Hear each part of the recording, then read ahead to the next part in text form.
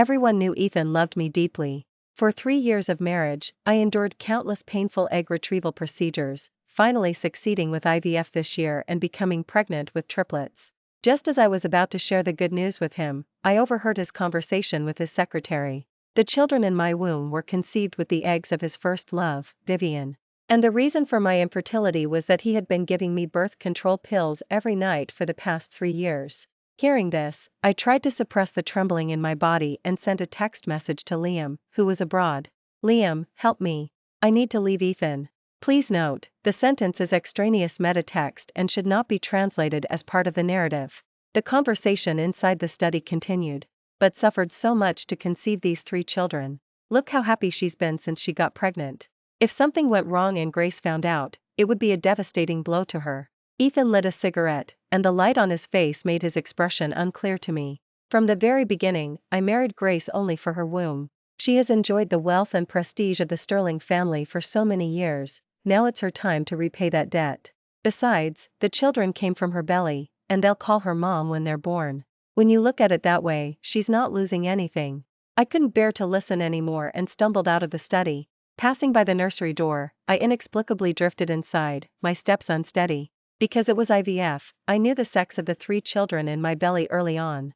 2 boys, 1 girl. Looking at the 2 blue cribs and 1 pink crib, and the baby formula, diapers, and various toys neatly prepared on the nearby cabinet, my tears finally streamed down. I was over 6 months pregnant, but because it was triplets, my belly was alarmingly large. Even basic walking and sleeping had become incredibly difficult for me. Yet, every item in this nursery had been meticulously arranged by me. Now, looking at every item I had carefully chosen, I felt nothing but utter irony. They were in my womb, but they weren't my children. How ridiculous. Just then, Liam, who had received my text message, called. Grace, what's wrong? What happened? Haven't you and Ethan always had a great relationship? Aren't you pregnant? I wanted to say something, but when I opened my mouth, my voice was choked beyond recognition. Yes, Ethan had been exceptionally good to me. It was even rumored in Riverbend City's elite social circles that Mr. Ethan, though ruthless and decisive in business, had only one soft spot, his wife. 5 years together, 3 years married, a total of 8 years, I had been immersed in Ethan's love. If I hadn't just overheard his conversation with his secretary, even I wouldn't have believed that all of it was fake. I didn't answer for a long time, but Liam on the other end of the phone seemed to sense my emotions. After a moment of silence, he spoke softly. If you don't want the children, I'll contact a hospital for the procedure. I'll be back to pick you up the day after tomorrow. Don't worry, Liam's here. After hanging up, my gaze fell on the pregnancy journal on the small desk. I didn't even open it. Just seeing the cover, my knees buckled, and I had to grab the side of the crib to steady myself, keeping from falling to the floor. Just then, perhaps noticing the nursery light on, Ethan's voice sounded in my ear. Grace? Why aren't you asleep yet? What are you doing in the baby's room so late? I bit my lower lip tightly, trying to control the tremble in my voice. The babies are being very active in my belly, and I couldn't sleep, so I thought I'd see if there's anything else we need to get. Ethan walked over to me, gently put his arm around my shoulder, and led me toward the bedroom. These little rascals, causing trouble for their mom before they're even out. Just wait until you're born, I'll show you. Ethan's gaze rested on my pregnant belly, his handsome eyes full of tenderness, and his tone utterly doting. If I hadn't overheard his words in the study earlier, I would have been 100% certain that he loved me, and therefore, loved our children too. But now, I just found it incredibly laughable. He loved the children, not because of me, but because of Vivian. Ethan didn't notice my abnormality. He helped me to the side of the bed, the tenderness in his eyes almost identical to every day of the past 8 years. I lowered my gaze, avoiding his gentle eyes. I'm tired. Let's go to sleep, Ethan. Chapter 2. The next morning, Ethan accompanied me to Sterling's private hospital for my checkup. As we exited the elevator, we saw Vivian emerging from a doctor's office. Seeing, Ethan frowned slightly. Why are you at the hospital alone? Are you feeling unwell? The concern in Ethan's voice was unconcealed. Vivian smiled faintly, seemingly pleased by Ethan's care. I've been having heart palpitations these past 2 days. You know my heart has been weak since I was a child. I had some free time today, so I thought I'd come to the hospital for a checkup. Ethan, what about you? Are you bringing Grace for her prenatal checkup? Or is Grace feeling unwell? I wondered if it was my imagination, but I felt a hint of provocation in Vivian's gaze. I curled my lips slightly and spoke before Ethan could. Nothing serious. I just haven't been sleeping well these past couple of days, and Ethan was worried, so he insisted on bringing me to the hospital for a checkup. I wonder who the children take after, they're constantly bouncing around in my belly. Maybe there's some genetic issue. As soon as I finished speaking, the expressions of both Ethan and Vivian changed. Ethan gently put his arm around my shoulder. What are you talking about? These are our children. What genetic issue could there be? Alright, the doctor has been waiting for a long time. Let's go in. While I was having my examination, Ethan patted my head reassuringly, then went out to wait for me. Before, I wouldn't have thought anything of his action. After all, he couldn't help much in the exam room. But now, watching Ethan's retreating back, I felt a faint suspicion forming in my heart. After my checkup, I stepped out and saw that no one was outside the exam room. I walked around the corridor and finally found Vivian and Ethan in the stairwell.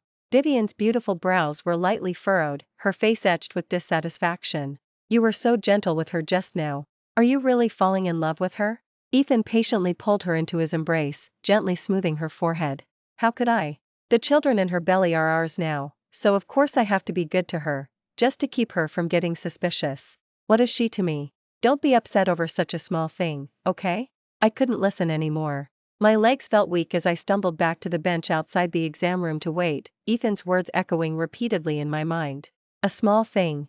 In his eyes, his wife of 3 years, with whom he shared a bed, was just a small thing. Vivian's unhappiness, to him, was the important matter. Are you done with your checkup? I just went to the restroom. I'll go ask the doctor if the results are ready. Ethan's voice pulled me back to reality. I nodded, watching him enter the doctor's office. After a moment, Ethan emerged with a frown, kneeling in front of me so our eyes were level. Grace, the doctor said your emotions have been quite volatile lately, and the baby's heartbeats are a bit irregular. You might need to be hospitalized for observation. I nodded obediently, without refusing. Liam would be back tomorrow. Until then, to avoid making Ethan suspicious, I didn't want to get into any conflicts with him. As I stood up, I saw Vivian walk over to us. My heart hasn't been feeling well these past 2 days, and the doctor also told me to stay in the hospital for observation. Even though it's not the same department, this is Sterling S. Hospital, Ethan. Arrange my hospital room next to Grace's. That way, we can keep each other company. Chapter 3. I didn't want to watch their interaction any longer and followed the nurse directly to the assigned hospital room, but seemed to ignore my resistance, following us to the hospital room. As soon as she entered, Vivian surveyed the private hospital room's furnishings. Oh my goodness, Ethan, you're too good to Grace. This hospital room is so luxurious, it's incredibly comfortable. But then again, Grace is the mistress of Sterling, so all of this is hers. Forget the hospital room, if she wanted the stars from the sky, you'd probably get them for her. Ethan gazed deeply at Vivian, a tenderness in his eyes that he probably didn't even notice himself. Vivian pouted at Ethan, then turned to look at me, and spoke playfully.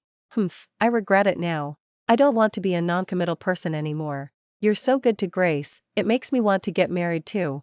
If I had known, I would have accepted your pursuit back then. Ha ha ha ha, Grace, I'm just kidding. Ethan knows me best, he knows I'm just like this. Please don't be angry. I looked up at Vivian, not missing the fleeting hint of triumph in her eyes. Actually, I wasn't very familiar with Vivian. I only knew that she and Ethan were childhood sweethearts who grew up together. It wasn't until high school, when Vivian moved abroad with her family, that they lost contact. Ethan and I met in college. We had been together for 5 years since our freshman year. Even after Vivian returned to the country, my understanding of her was simply that she was Ethan's old acquaintance, a staunch non-committal person, and nothing more. For so many years, whether it was because Ethan protected her too well or because I was too slow to notice, I never took her seriously, nor did I ever suspect their relationship. Seeing that I didn't respond, Vivian pouted slightly, looking a little wronged. Is unhappy? I'm sorry, I was just joking and went too far. Ethan and I have known each other for so many years, and our relationship is like siblings. I didn't realize you'd be unhappy. Please don't be angry, and definitely don't argue with Ethan because of me. If you're really upset, then I'll leave.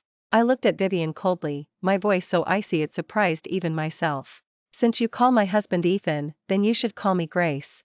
Vivian flinched, and Ethan immediately pulled her behind him. Grace, you two are roughly the same age. Vivian just wants to get closer to you. Why are you making such a big deal out of it? Never mind. You're pregnant, so it's normal for your emotions to be volatile. You got up early today, so get some good rest in the hospital room. I'm going back to the company to handle some things. Watching them leave, my heart felt like it had been smashed open, cold wind howling through the void. Vivian called him Ethan repeatedly, and also said their relationship was like siblings. So, as Ethan's wife, Vivian should logically call me Grace. But I simply stated a fact, and Ethan abandoned me, over 6 months pregnant, alone in the hospital. In front of Vivian, he didn't even bother to pretend anymore. I don't know how long passed, but Ethan didn't return until nightfall. Just then, my phone's text message alert sounded. It was from an unknown number. Don't you want to come see the hospital room next door? I have a gift for you. Even without recognizing the number, I knew the message was from Vivian. I originally didn't want to respond, but on an impulse, I threw back the covers and got out of bed. As I opened the hospital room door, I saw the door to the room next door slightly ajar. Simultaneously, a sordid sound drifted into my ears. I quietly approached the door and peered through the crack. Ethan's voice sounded at just the right moment. Her belly is getting bigger and bigger. I haven't had much time to properly be with you lately. You're so smart, finding an excuse to stay in the room next door. Vivian, I'm getting more and more fond of you. Vivian's fair arm wrapped around Ethan's shoulder, her voice so alluring it could melt a person's bones. If I hadn't come, you might have truly fallen in love with Grace. Don't be so eager, she's still in the room next door. Don't let her hear us. Chapter 4. Ethan merely curled his lips, seemingly thinking Vivian's words were needless worry. Don't worry, this is Sterling Family's hospital, the soundproofing is top-notch. I've already closed the door tightly. As said this, Vivian, who was beneath him, suddenly shifted her gaze, and our eyes met across the room. Seeing her defiant smile, I lowered my eyes and closed the door for them. I had never seen Ethan in such an uncontrolled state before. For 3 years of marriage, even in bed, Ethan had always been gentle. It turned out he wasn't naturally reserved. The person who could ignite his passion was never me. The next morning, Vivian walked into my hospital room. She looked at me with a triumphant expression.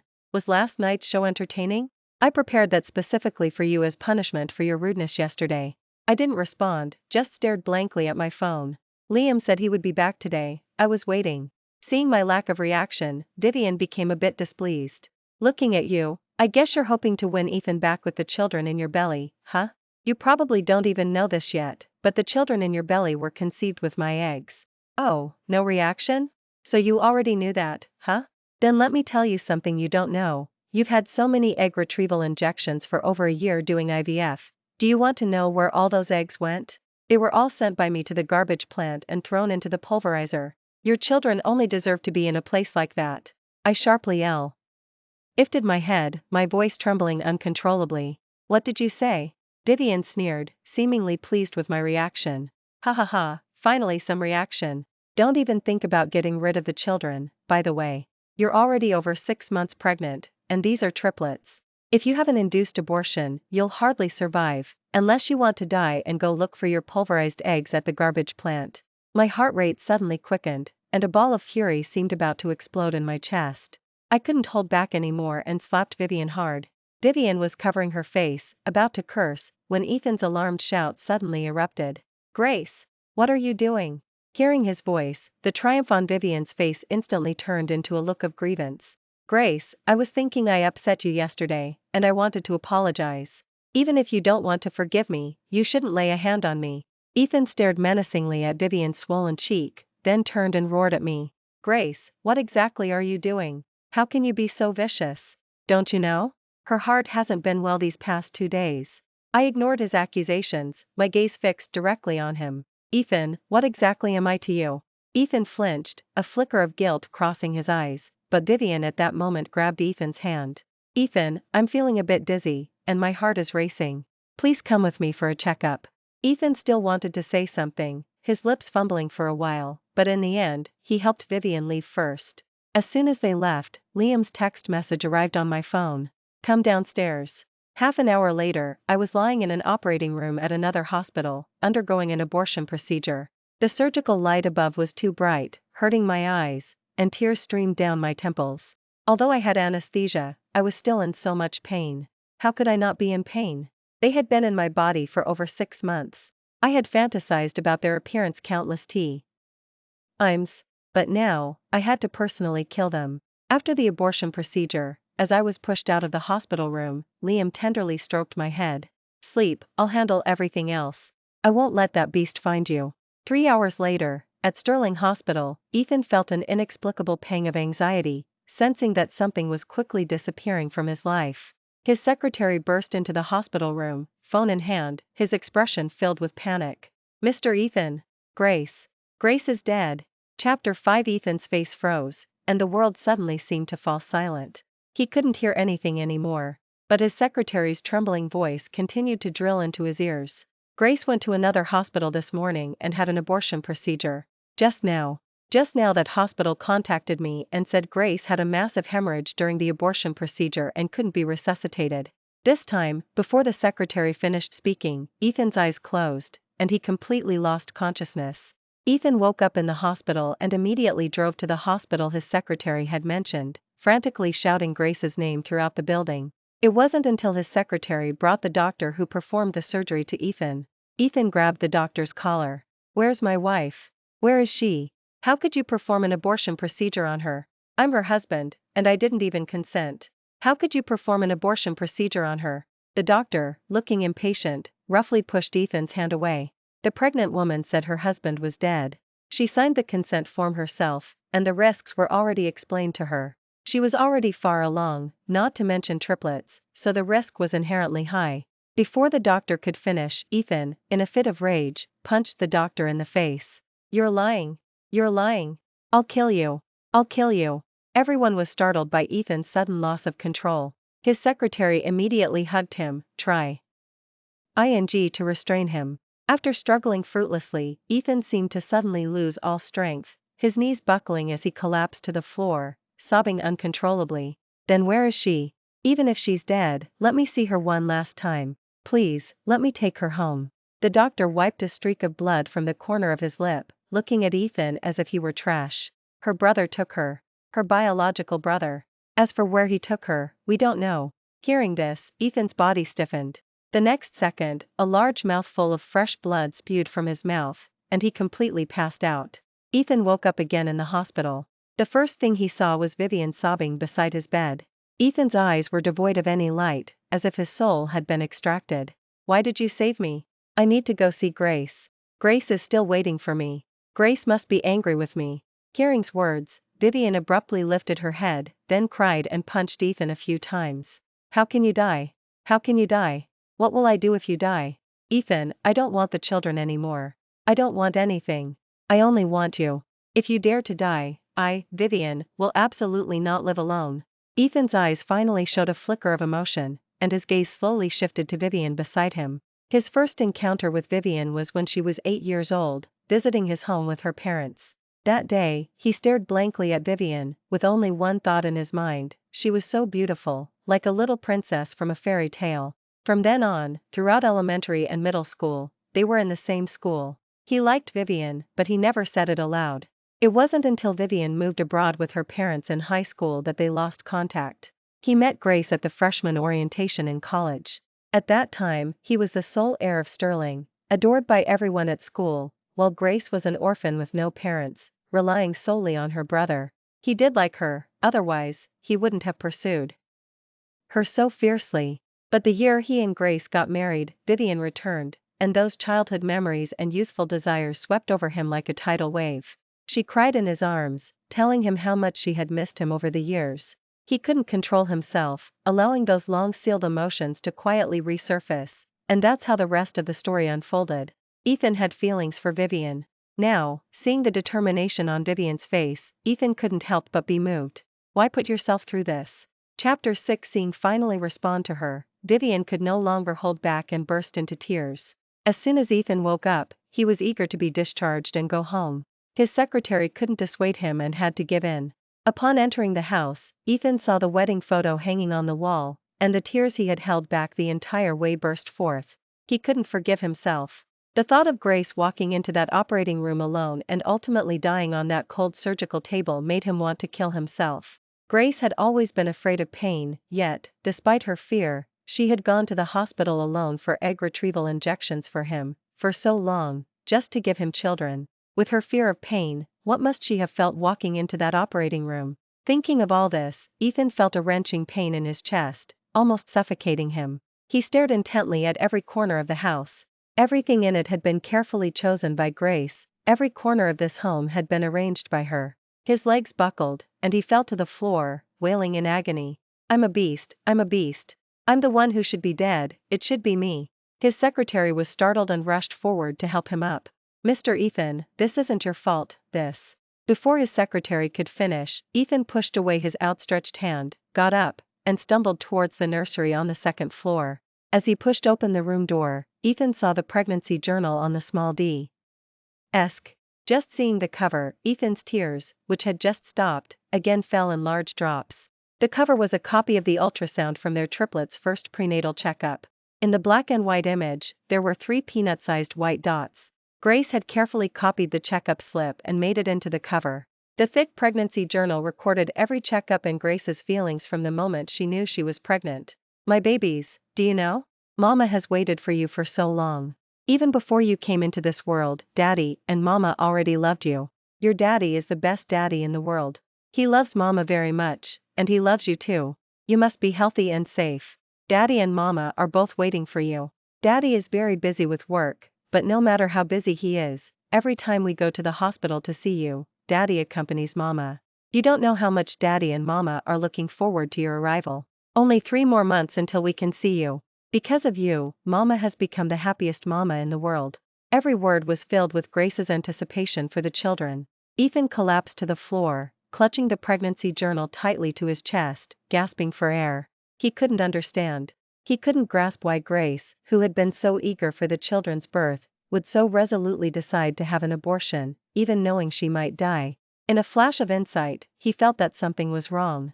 If it were just because of the conflict with Vivian at the hospital, Grace would never have been so resolute in getting rid of the children. Thinking this, he suddenly turned to look at his secretary standing at the door. Investigate. Go investigate for me. What exactly happened at the hospital? I want every single detail to be thoroughly investigated.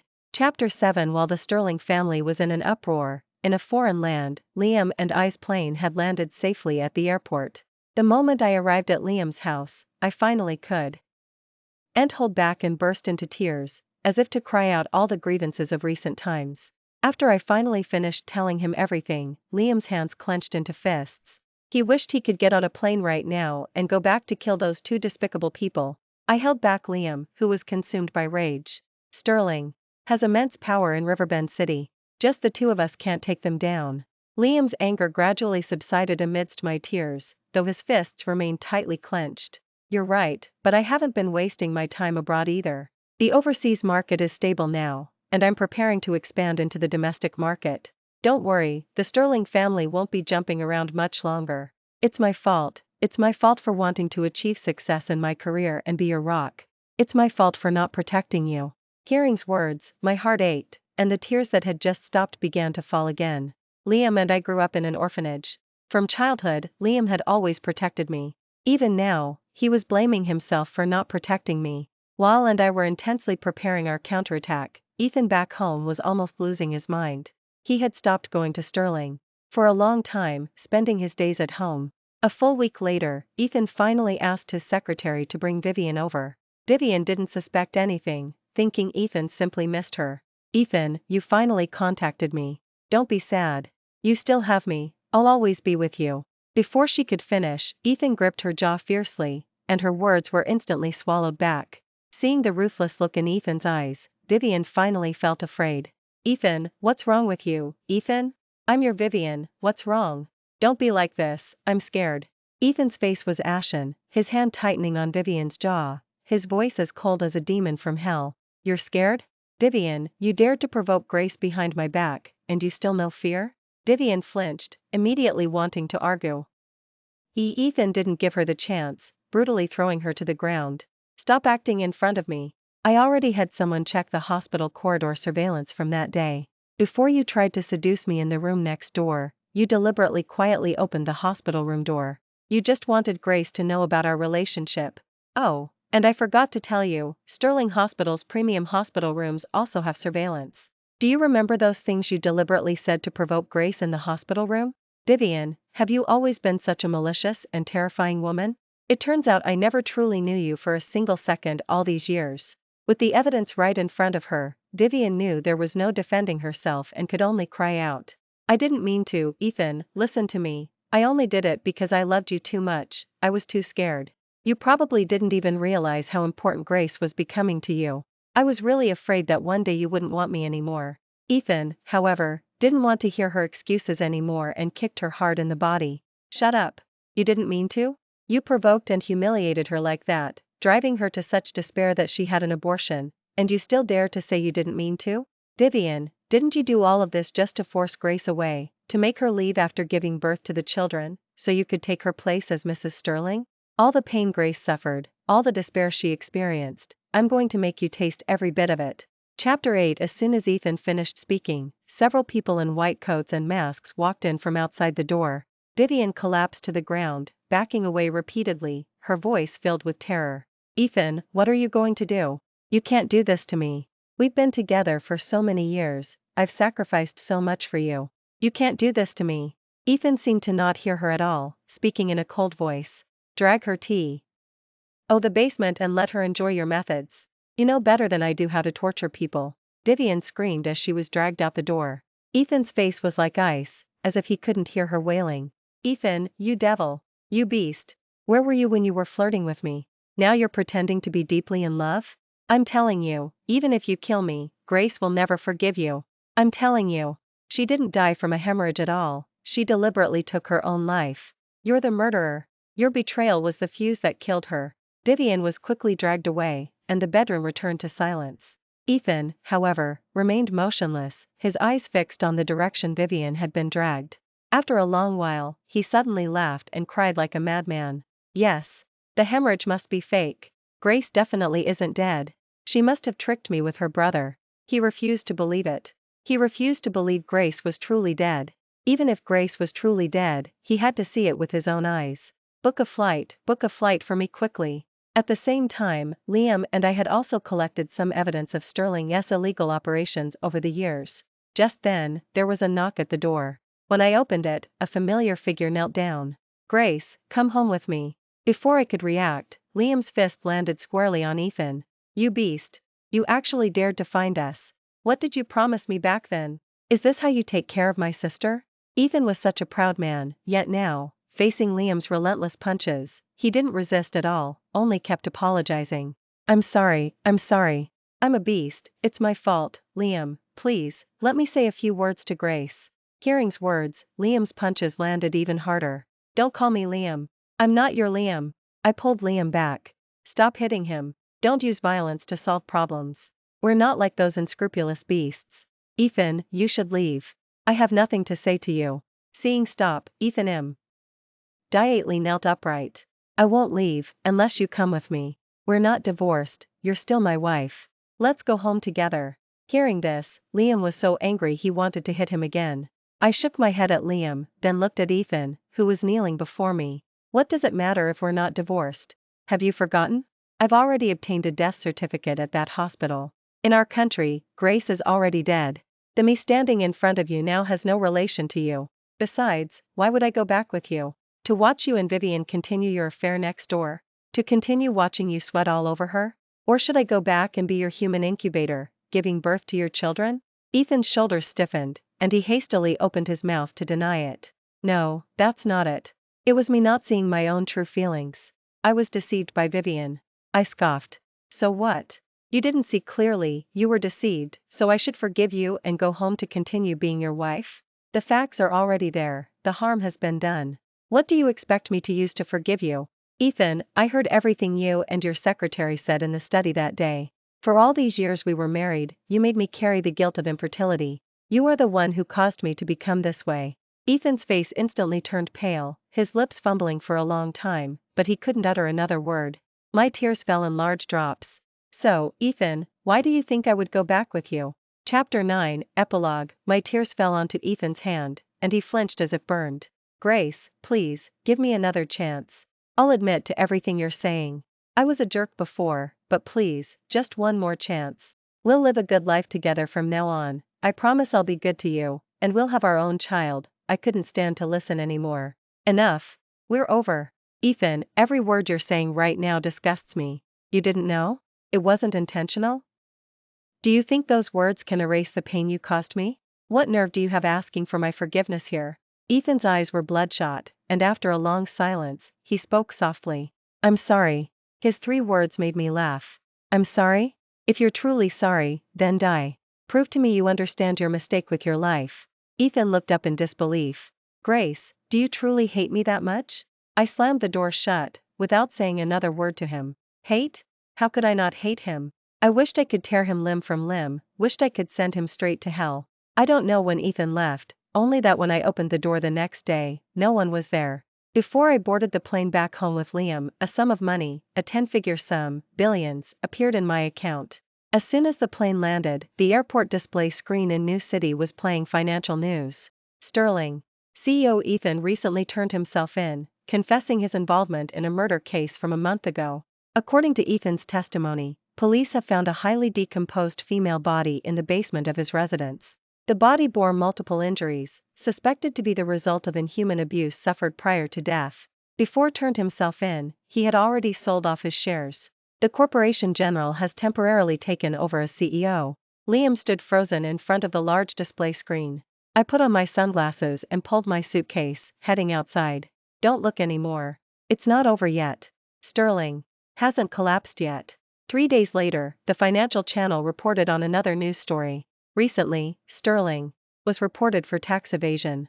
After verification and investigation by relevant authorities, the amount involved reached a 9-figure sum, hundreds of millions, and its responsible party will face accountability. Liam and I were curled up on the couch, raising our glasses as we watched the news. Sterling is completely ruined now, and Ethan won't survive. But, if Ethan dies, will you truly not be sad at all? I squinted, looking at the tiny bubbles in my glass. Through the haze, I felt as if I was transported back to the day Ethan proposed to me. That day, fireworks filled the sky, and Ethan knelt on one knee, holding a bouquet of flowers. Grace, marry me. I swear I'll never fail you in this life. The fireworks were truly beautiful that day, their reflections shimmering in Ethan's eyes. His eyes, astonishingly, were brighter than the fireworks filling the sky, as if all the stars in the universe had fallen into them. Was the Ethan of that moment truly sincere? I don't know what his answer was, but in that moment, I was sincere. I drained the glass of wine. Our time is over. Ethan, goodbye. Thank you for watching today's story. If you enjoyed this video, please like and share it with your friends.